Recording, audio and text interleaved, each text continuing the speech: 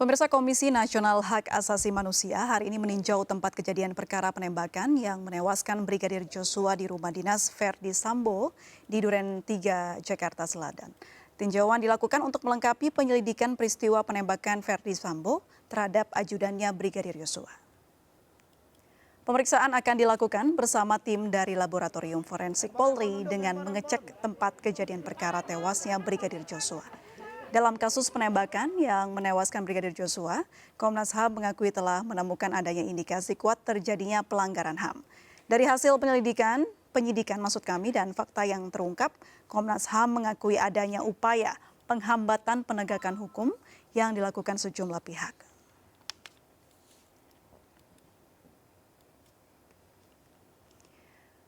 Komisi Nasional Hak Asasi Manusia Komnas HAM menyebut tidak menemukan adanya indikasi penganiayaan terkait tewasnya Brigadir Joshua di rumah dinas Verdi Sambo di Duren 3, Jakarta Selatan. Berikut pernyataan Komisioner Komnas HAM BK Ulung Hapsara.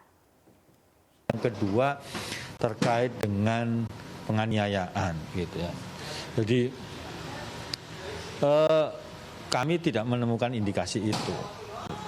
Tidak menemukan indikasi terkait penganiayaan. Jadi ini tentu saja didasarkan pada keterangan yang ada di Komnas, bukti-bukti yang ada, plus juga dari soal kerangka waktunya. Gitu. Kerangka waktu artinya dari CCTV, rekaman CCTV ini itu yang kemudian indikasi soal penyiksaan itu menjadi sangat kecil. Berarti hanya luka tembak gitu, Pak?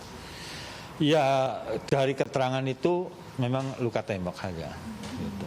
Untuk tindakan penganiayaan tidak ada? Indikasi penganiayaan atau penyiksaan tidak ada. Oke. Pemirsa, terkait perkembangan kasus kematian Brigadir Joshua, kita telah terhubung dengan Camar Haenda di Barreskrim Polri, Jakarta. Selamat malam, Camar. Ada informasi terbaru apa yang bisa Anda sampaikan? Ya, baik, selamat malam April dan juga pemirsa. Informasi terbaru, memang tadi sekitar pukul 17.30 waktu Indonesia Barat kami mendapatkan informasi dari sejumlah rekan media yang ada di sini dan sudah dikonfirmasi langsung oleh Humas bahwasanya untuk dari Komnas HAM ini sudah datang sekiranya pukul 15.00 waktu Indonesia Barat, memang tanpa diketahui media. Dan tadi juga kami sudah bertanya apakah yang datang ini merupakan dari penyidik ataupun juga ada sejumlah asesmen yang dilakukan. Ini informasi yang kami dapat tidak jelas siapa saja yang datang, kemudian juga ada berapa orang dan agenda detail dari pemeriksaan terkait dengan Baradae pada hari ini, yang mana ini merupakan pemeriksaan kedua setelah Jumat pada pekan lalu ini sempat ditunda dikarenakan masih menunggu dari asesmen LPSK terkait dengan Baradae yang mengajukan justice collaborator yang saat ini sudah diamini ataupun juga sudah diterima. Kemudian juga untuk agenda hari ini selain dari pemeriksaan Baradae di Barreskrim Polri, juga Komnas HAM ini pemeriksaannya ada pada TKP Irjen Pol Verdi Sambo di rumahnya di kawasan Duren 3, Jakarta Selatan. Dan hingga dengan saat ini kami masih menunggu nantinya informasi ataupun temuan-temuan yang didapat yang nantinya akan digabungkan untuk pemeriksaan di dua tempat, yakni di Barreskrim dan juga di TKP di kawasan Duren 3, Jakarta Selatan. Sementara untuk pemeriksaan yang dilakukan utamanya yang ada di TKP ini untuk mengecek apakah adanya obstruction of justice ataupun sejumlah upaya untuk penghambatan dari penegakan hukum yang dilakukan. Dan apabila hal ini terbukti, maka tidak menutup kemungkinan bahwa sejumlah pihak yang berkaitan dan juga terlibat dalam pembunuhan Brigadir J ini akan dikenakan pasal dari pelanggaran HAM. Kemudian kuasa hukum Baradae tadi sekitar pukul 2 siang juga sudah datang dan menyampaikan bahwasanya Baradae tidak berniat buruk ataupun berniat jahat untuk menembak Brigadir J, yang mana untuk penembakan sendiri tentunya diinisiasi oleh dalang utamanya yakni Irjen Pol Verdi Sambo. Kemudian juga penyampaian dari Roni Talapesi selaku kuasa hukum terbaru dari Baradae juga menyebutkan bahwasanya ini akan mengajukan ahli psikologi untuk kepada Baradae, yang mana memang belum jelas apakah ini untuk mengecek dari psikologis dari Baradae setelah ditetapkan sebagai tersangka, atau hal ini dilakukan guna untuk melengkapi BAP. Kemudian untuk apresiasi dari LPSK sendiri sudah disampaikan oleh Ronita Lepesi, yang mana ini sangat menghargai dari justice collaborator yang dilakukan kepada Baradae. Sementara demikian, April, kembali ke Anda di studio. Baik, terima kasih Jamar Haenda. Selamat bertugas kembali. Pemirsa, membahas lebih jauh peran istri dalam skenario Verdi Sambo, kita masih bersama Prof. Suparji Ahmad dan sudah bergabung melalui Zoom Komjen Pol Purnawirawan Susno Duaji, mantan Kabar Eskrim, dan Pak Hasto Atmojo Suroyo, Ketua LPSK. Selamat malam Bapak-Bapak. Selamat malam. Selamat malam. Baik. Selamat malam semuanya. Terima kasih sudah bergabung bersama kami di MNC News Prime. Saya ingin ke Pak Hasto terlebih dahulu. Pak Hasto, LPSK menolak permohonan perlindungan Putri Chandrawati, istri Verdi Sambo, lantaran menilai adanya sejumlah kejanggalan. Lalu hal-hal janggal apa yang ditemukan pihak LPSK, Pak?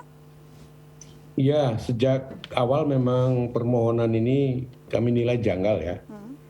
Jadi pada tanggal 13 itu kan Baradae mengajukan permohonan. Kemudian tanggal 14 itu ada permohonan dari Ibu P yang mengajukan permohonan. Tetapi ada juga LP dari kepolisian itu yang bertanggal sama, tentang hal yang sama LP-nya, tetapi tanggalnya beda, itu tanggal 8 dan tanggal 9 sebelum mereka mengajukan permohonan ini. Ini sesuatu yang aneh.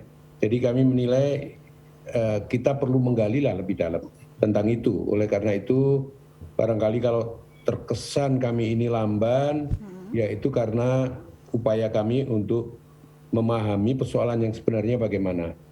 Sayangnya dengan Ibu P ini tidak bisa dilakukan permintaan keterangan secara baik. 2 kali kita bertemu langsung dan beberapa kali surat dilayangkan, tapi tetap tidak bisa mendapatkan keterangan yang kita perlukan.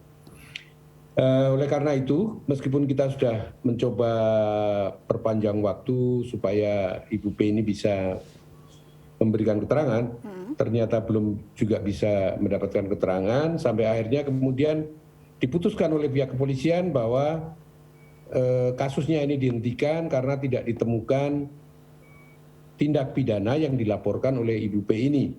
Oleh karena itu ya kemudian kita mau tidak mau harus menghentikan upaya untuk menggali informasi lebih lanjut kepada Ibu P, dan kami putuskan untuk menolak permohonan Ibu P ini. Baik, saya ke Pak Susno. Pak Susno, kalau ada laporan yang ternyata tidak ditemukan tindak pidana di dalamnya, lalu seperti apa status dari pelapor ini? Apakah menjadi pelapor palsu atau seperti apa, Pak Susno? Pertama, dengan tidak ditemukannya tindak pidana, kan yang dilaporkan sebagai tersangka adalah Brigadir Joshua Huta Barat, berarti nama Brigadir Joshua Huta Barat sudah pulih di sini. Dia bukan tersangka, harus dipulihkan nama baiknya. Yang kedua, timbul pertanyaan untuk yang melaporkan ini apa statusnya. Syukurlah Komnas HAM sudah menolak itu. LPSK sudah menolak. Selamat ulang tahun ke-14 Pak Astra. Kemudian bagaimana statusnya Ibu Putri ini? Saya tidak singkat Ibu P ya, karena dia belum jelas tersangkanya ya. Tapi Ibu Putri, bagaimana statusnya? Statusnya ada banyak ya. Tadi kalau laporannya itu palsu, dia bisa kena pidana tentang laporan palsu. Tapi kalau laporan palsu itu merupakan bagian skenario yang dibuat oleh suaminya, yaitu FS, untuk menutupi peristiwa pembunuhan, maka dia terlibat di dalam upaya paling tidak, yaitu menghambat jalannya penyidikan. Bisa juga dia terlibat dalam peristiwa pembunuhan ini. Nah, makanya makin dia tidak mau ngomong, makin dia tidak mau memberikan keterangan, maka posisi dia makin kejepit. Sebaiknya dia memberikan keterangan. Loh, kalau seandainya pengaruh bahwa dia ada dalam tekanan psikologis, trauma, dan sebagainya. kan ada psikiater Polri. Saya yakin Polri mungkin karena masih terlalu sibuk, mungkin next penyidik atau tim sus akan mendatangkan psikiater khusus dari Dinas Psikologi Mabes Polri untuk menyatakan dia layak secara kejiwaan, dan juga akan mendatangkan dokter untuk memeriksa bahwa dia layak dari segi kesehatan. Kalau dua-duanya layak, maka dia masih tidak mau memberikan keterangan dengan alasan malunya tidak dijelaskan apa, maka dia ini makin kuat dugaan bahwa Ibu Putri ini terlibat di dalam upaya minimal menghalangi jalannya pemeriksaan atau ikut di dalam bagian membuat skenario menutupi kejahatan ini, atau bisa juga dia sebagai bagian dari perencanaan dari awal, tergantung nanti hasil pemeriksaan dan keterangan saksi. Jadi makin dia tidak mau memberi keterangan, makin rugi. Terima kasih Pak Asto, selamat untuk LPSK. Baik, yang Pak telah Susno memberikan perlindungan. Baik Pak Susno, kalau tadi disebutkan bahwa Ibu Putri ini ya harusnya diperiksa oleh tim psikologi dan juga tim ahli dari pihak kepolisian. Butuh berapa lama sih sebenarnya sampai akhirnya tim ini harus memeriksa Bu Putri? Apakah memakan waktu selama ini Pak Susno? Saya kira kalau dari tinjau dari segi penyidik ya, reserse, karena saya hanya bisa meninjau dari itu, saya bukan ahli psikologi, ya tak perlu lama. Panggil aja, bawa aja psikiater polisi, dibawa dinas psikologi, bawa ahli kesehatan, dokter Polri memeriksa, kemudian kalau dipandang layak ya mau tak mau. Kalau dia tidak mau memberikan keterangan, ada kan, misalnya dia tersangka, maka ada berita acara tersangka tidak mau diperiksa. Nah, kalau dia ditersangkakan tidak mau diperiksa, bukan berarti sulit membuktikan. Mengapa?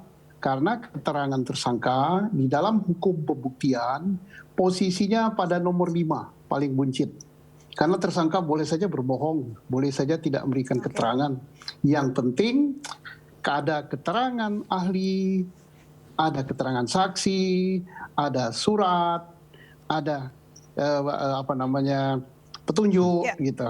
Tapi yang jelas dengan berhentinya diselidiki atau berhentinya kasus dari kekerasan seksual ini bukan tidak menutup atau menghilangkan peran Ibu Putri ya untuk dalam kasus pembunuhan Brigadir Joshua ini ya Pak Susno ya? Bukan menutup, tapi justru terbuka luas kemungkinan bahwa dia adalah bagian dari skenario ini. Dan itu harus dibuktikan dengan diperiksanya Ibu Putri. Saya kembali ke Pak Prof. Suparji. Prof. Suparji dikatakan Pak Susno bisa dilaporkan laporan palsu yang harus ditindak oleh pihak kepolisian kalau memang betul ini tuh tidak ada tindak pidana dan mungkin bisa jadi bagian dari skenario begitu. Dari hukum pidananya Pak Suparji, seperti apa sih prosesnya? Apakah memang harus ada pelaporan terlebih dahulu atau seharusnya bisa otomatis berjalan paralel begitu?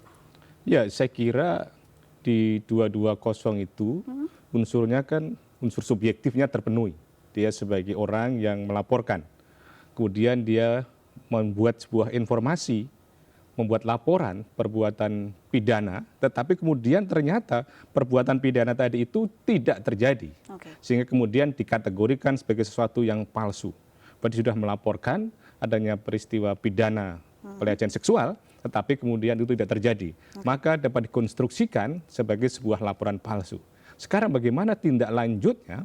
Apakah harus ada laporan? Tentunya apa harus ada pengaduan? Tentunya tidak seperti itu. Tetapi bisa kemudian secara langsung karena unsur-unsurnya tadi sudah terpenuhi.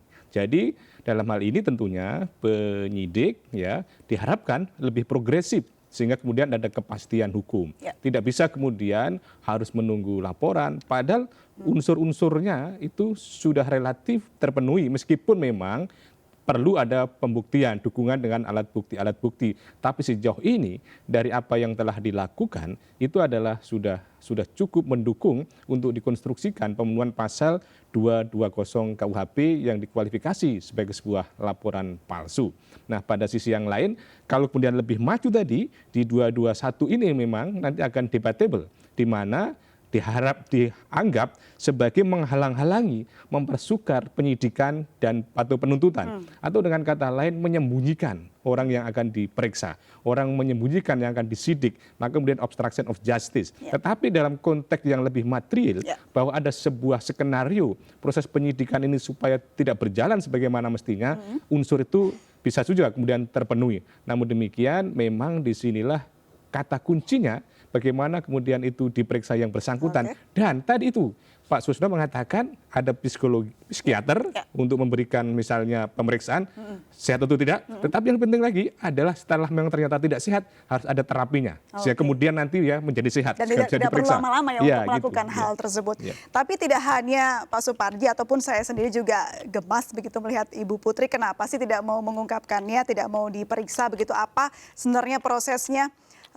Ibu Putri ini susah mengungkapkan pendapat. Kita akan bahas bersama Pak Hasto. Namun sebelum kita bahas, kita lihat terlebih dahulu. Pemirsa, ini kita ada informasi breaking news berikut ini.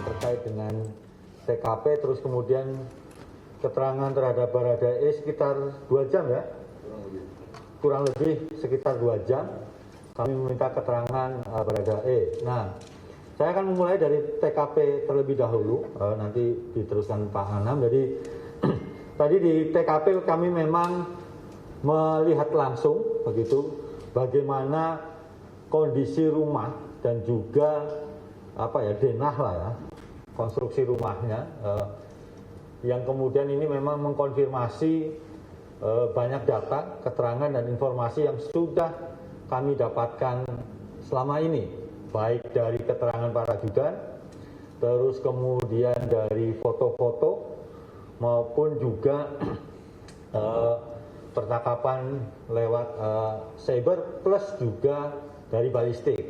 Itu yang kami dapat, dan kami kemudian menanyakan soal lintasan peluru, sudut peluru, terus kemudian posisi di mana Brigadir J itu ada, kemudian dalam posisi yang sudah meninggal, terus kemudian posisi orang lain yang ada di TKP pada saat kejadian.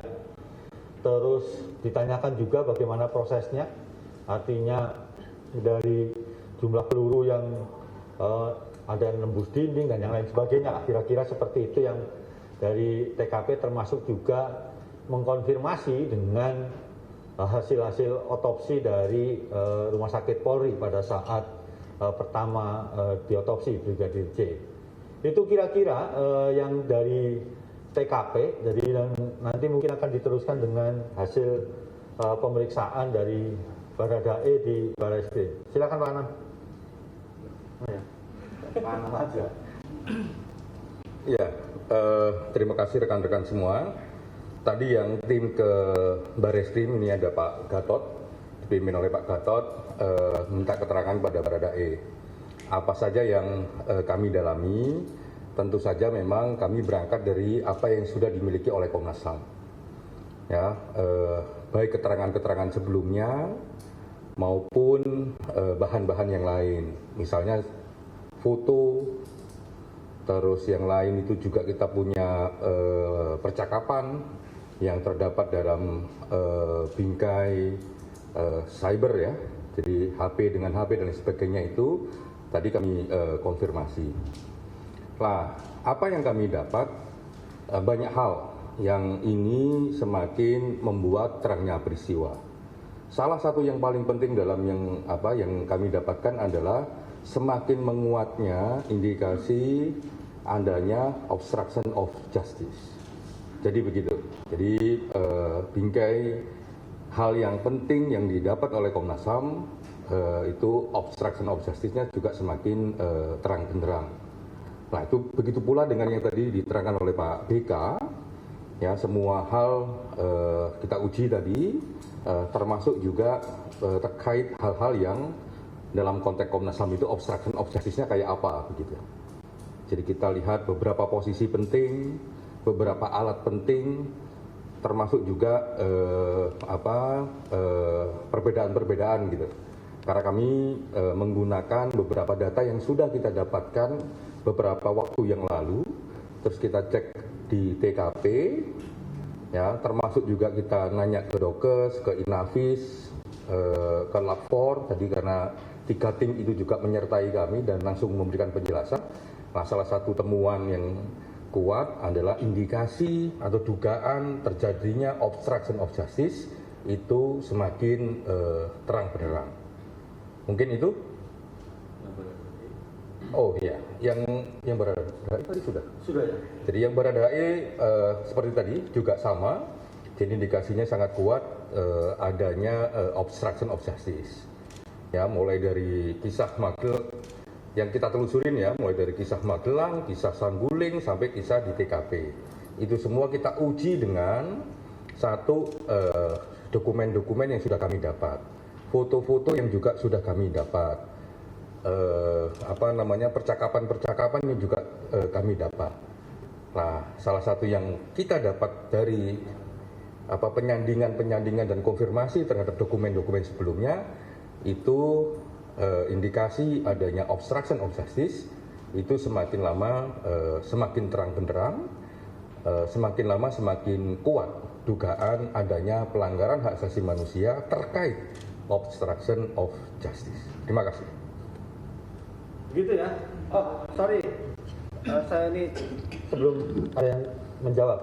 Begini, teman-teman, ini rencana ke depan. Ini pasti akan daripada ditanya duluan. Saya ngomong. Jadi setelah kami melakukan peninjauan terhadap TKP dan pemeriksaan terhadap Baradae, beberapa hari ke depan akan mulai menyusun laporan-laporan, terus kemudian mengidentifikasi setiap data, keterangan, informasi, disinkronkan antara satu keterangan yang didapat dari satu orang dengan yang lain. Supaya apa? Supaya kemudian kelihatan mana bolong-bolongnya segala macam. Dan juga akan mencoba mulai menyusun kerangkanya, kerangka analisanya.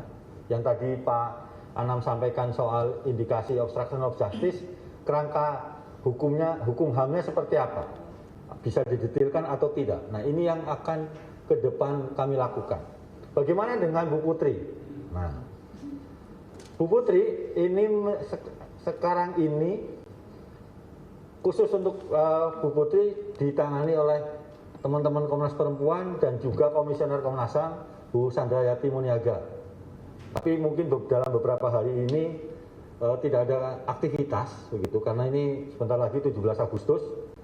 Saya kira kita sama-sama menghormati kemerdekaan Indonesia, kita sembari mengatur strategi bagaimana kemudian bisa meminta keterangan Bu Putri dengan baik tanpa kemudian menjadikan Bu Putri trauma seperti yang ada sekarang ini. Jadi ke depan hanya coba menyusun laporan, rekomendasi dan mencoba mencari strategi meminta keterangan dari Bu Putri.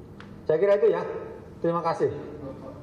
Pak, dari Metro TV Pak mau nanya, apakah tadi ketika pada saat meminta keterangan dari Baradae Eliezer, apakah ini ditemukan adanya indikasi atau dari pengakuan Baradae Eliezer bahwa pelaku penembakan ini bukan hanya dari Baradae Eliezer saja atau ada orang lain, atau eksekutornya ini adalah Baradae Eliezer, Pak? Iya, kami menanyakan berangkatnya kami dari barang yang kami punya, ya, dari semua cerita yang ada di Magelang, dari gambaran yang ada di Saguling, termasuk dari cerita-cerita yang kami juga dapat di peristiwa Duren 3. Jadi semuanya kami tanya. Kalau detail-detail gitu silakan tanya kepada penyidik. Tapi Pak, untuk indikasi adanya penganiayaan atau penyiksaan terhadap Brigadir Yosua, bagaimana kemudian Pak? dapat kabar kalau Komnas HAM tidak menemukan ada indikasi itu. Kira-kira apa dasar yang membuat akhirnya Komnas HAM bisa menyatakan tidak ada indikasi adanya penyiksaan atau penganiayaan terhadap Brigadir Joshua? Lalu kan tadi ada rencana untuk menyusun semua laporan ataupun analisis itu tadi. Sudah ada tenggatnya tidak Pak? Untuk targetnya akan selesai dalam kurun 1 minggu, 2 minggu atau akhir bulan ini atau kapan? Ya, terkait penyiksaan seperti berulang-ulang kami bilang, ya, penyiksaan atau penganiayaan itu kita menunggu hasil otopsi kedua, ya, menunggu resmi dari hasil otopsi kedua, apalagi hasil ini adalah permintaan dari keluarga Brigadir Joshua. Jadi setelah otopsi pertama dulu, ya kan, itu kan terus diminta lagi ekshumasi yang nantinya akan menghasilkan otopsi kedua. Lah kami tunggu. Sejak awal kami bilang kami menghormati proses itu dan kami akan menunggu hasilnya. Bahkan ketika kami ditanya apakah kami akan kirim tim ke Jambi sana, kami kirim tim. Ini Pak Gatot yang waktu itu pergi ke sana sama beberapa anggota tim yang lain. Jadi belum ada hasil kecuali kami menunggu hasil otopsi kedua. Kalau untuk tenggat laporan itu Pak, diselesaikan Pak? Tenggat laporan ini kami sih kepingin cepat ya, tapi dalam 1 minggu ini mulai besok mungkin sampai Senin ke depan kami akan mulai menyusun, mengkerangkakan secara peristiwa, konstruksi peristiwanya, secara hak asasi manusia, di mana letak pelanggarannya, apa argumennya, dan apa bukti-bukti pelanggarannya. Misalnya kalau dari tadi kita bilang ada indikasi kuat obstruction of justice. Nah itu apa saja yang disebut obstruction of justice-nya? Misalnya kalau beberapa waktu yang lalu saya, Pak BK atau Pak Taufan bilang obstruction of justice itu kalau dalam konteks hak asasi manusia, ya khususnya dalam peristiwa ini, ya terkait barang, terkait cerita dan lain sebagainya, itu ya kami akan susun mana buktinya. Nah begitu sedang kami susun oleh tim sekarang, sedang dikonsolidasi semua, bahannya sangat banyak di kami, dan semoga dalam sampai Senin ke depan itu kami bisa mulai mengkerangkakan alur dari temuan-temuan Komnas HAM, sehingga ketika nanti ketemu sama tim sus secara besar, ya itu bisa memberikan rekomendasi, termasuk juga ya kepada pemerintah misalnya, seperti yang biasa kami lakukan misalnya ke Pak Presiden atau Prof Mahfud, itu kita akan kasih ini loh rekomendasinya kayak apa, termasuk ke tim sus maupun kepada penyidik. Soal saya izin Pak meminta komentar juga dari Pak BK, soalnya saya juga mengutip dari